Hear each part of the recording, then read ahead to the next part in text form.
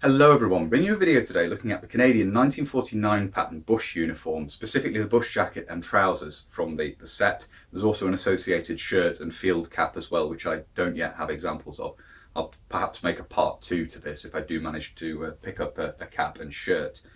A big thank you at the start of the video here to Rob from British Muzzleloaders who gifted me this, the bush jacket. I've since managed to pick up a pair of trousers, so it seemed to make sense at this point to make a video looking at them because it is the basic uniform. But as I say, I'll make a part 2 and if I manage to find the shirt and cap as well. So thank you very much again, Rob, for this. It will feature in further videos going forward. I do have some plans for that when time permits. It's not quite the same as British tropical uniform at the time, although it's similar. Obviously the bush jacket is a similar cut and so forth. It was used in a different manner. It was used extensively. It was worn in Korea, certainly in the summer months, but it was also worn in Canada during the summer and in Germany. It's very common to see troops in Germany in the summer months wearing the bush uniform. So it's not tropical only, as you know, a lot of the British kit of this pattern would be. And it was worn in Germany right the way through until the introduction of the lightweight combat uniform, the lightweight version of the combat uniform. So this formed the summer uniform right the way through until the issue of the lightweight combat uniform. And it's very common to see right the way through the 60s, this being worn. This also features the brassards, the large armlets, I think in Canadian terminology, if I remember correctly, which were copied by the British and used with early combat uniform in the very latter days of the Korean conflict. And were they're quite an iconic bit of that Korean War era kit. They're copied from the armlets designed for use with this uniform, which means that insignia can be removed. And of course, they're a carry-on from what the Canadian Army had been using with khaki drill uniform during the Second World War. They're an advance on that design. The bush jacket itself is a very nice design. I really like this. It's quite typical of bush jackets of the period. Obviously, we have the waist belt here. This is removable, so it can be removed from the uniform. If you're wearing web equipment, there's no need to have that belt there getting in the way, unlike the British 1950 pattern where it's fixed and was often cut off for use in the field. The two breast pockets here with a pleat, a double pleat down the centre there, and then you have the two lower pockets in the skirts here. These are a large bellows design, as you can see there. You can see just a single, just an unbuttoned flap over the top of those. They are open with a flap over the top. Obviously single buttons on the pockets there and button closure right the way up the front, and it will close up to the collar if need be, though obviously often generally worn open. That's the idea of these. Using large two-hole buttons, almost very large shirt buttons almost. The two-prong buckle on the waist belt here is fairly typical, although it's a slightly different design, obviously blackened rather than brass, as would be the case with British uniform at this time period, a concession to practicality, but it's still quite a smart uniform. We'll move this round now and we'll have a look at the left-hand side, look at the cuff details and so forth. Looking at the left-hand side of this, we can see here the cuff detail.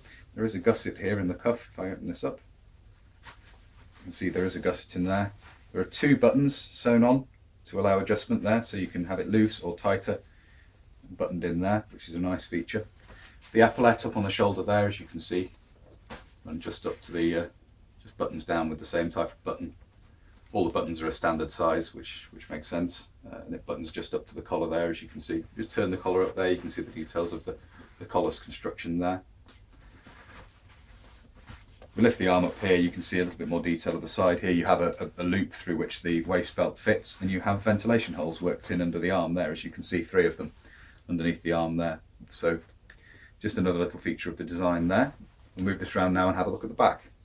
Looking at the back of the uniform here, you can see the construction is relatively simple, although we do have a large pleat worked in on each side there of the shoulders. You can single seam across the shoulders there, and you can see the back of the waist belt running around there. It's entirely loose from the jacket. It's not a captive waist belt, it can be removed, as we'll see shortly. There are 2 vents in the skirts there on each side, as you can see, and those pleats work all the way right down to the end of the skirts there. So quite a nice design of uniform in that regard, certainly designed to be both smart and practical. And as far as I'm aware, these were quite popular. As the belt is removable, we'll have a look at this separately. You can see the two-prong buckle at the top here. This is blackened with a sort of checkered finish or a hatched finish on the metal there. We'll get a close-up of this so you can see that in more detail. And then we have a belt loop here, which is simply held captive by being held within the buttoned over section here. So the buckle can be removed by undoing these 2 buttons. Interestingly, of a different pattern to the rest. They're somewhat closer to battle dress buttons in there form.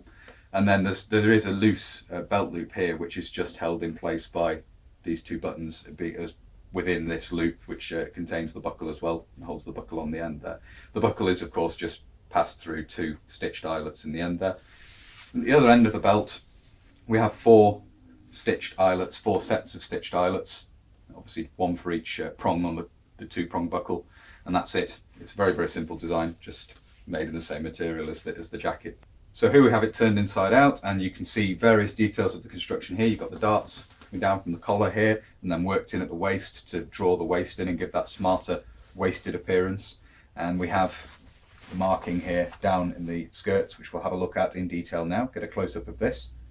And you can see this reads Coat Mansfield OD number 7, and then the date of 1963, size number 13, 5'11" to 6 foot tall, and breast 38 to 40. And you can see the Canadian inspection stamp to the left there as well. Looking at the sleeve here, we can see the internal details of the gusset worked into the cuff there. We have the two buttons here, obviously for adjustment. This is buttoned in on the tighter of the two. You've got this one if you want to wear it a bit looser. Lifting the sleeve out of the way, we can again see the ventilation holes worked in underneath the arm there, and the various details of the construction down the side here. And then we have the double vents worked into the skirts here, but one of them can be seen at this side. We'll move this round now and have a look at the back. We can see those deep pleats worked into the rear here, obviously stitched at the waist here to keep them tidy where the belt will pass over. And other than that, you can see the details of the construction there, the seam across the shoulders again, and so forth. There's not really much point in looking at the other side. As with outside the externals of the jacket, there's not a huge amount more to see on the other side compared to the sleeve and the side we've already looked at. So that's the inside of the jacket.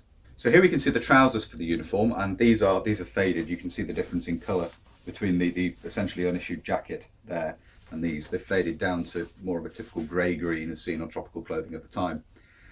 The design is very simple. There aren't actually any external leg pockets lower down. You have the hip pockets here, and there are two rear pockets, as we'll see in a moment. The waist fastening is fairly typical for Second War tropical clothing, in that you have the two small waist straps and buckles there at the waist, so they bunch in at the front there. You have a button fly underneath, as you can see. We'll see more detail of that when we turn these inside out, with two reverse buttons at the top there that button back through to secure the waist there. You have belt loops, as you can see here. Got the pleats worked in at the top there, and they're very, very simple design. If I raise them up here, you can see we don't have any leg pockets. There's no dressing pocket, there's no leg pocket on the left hand side, there's no mat pocket there.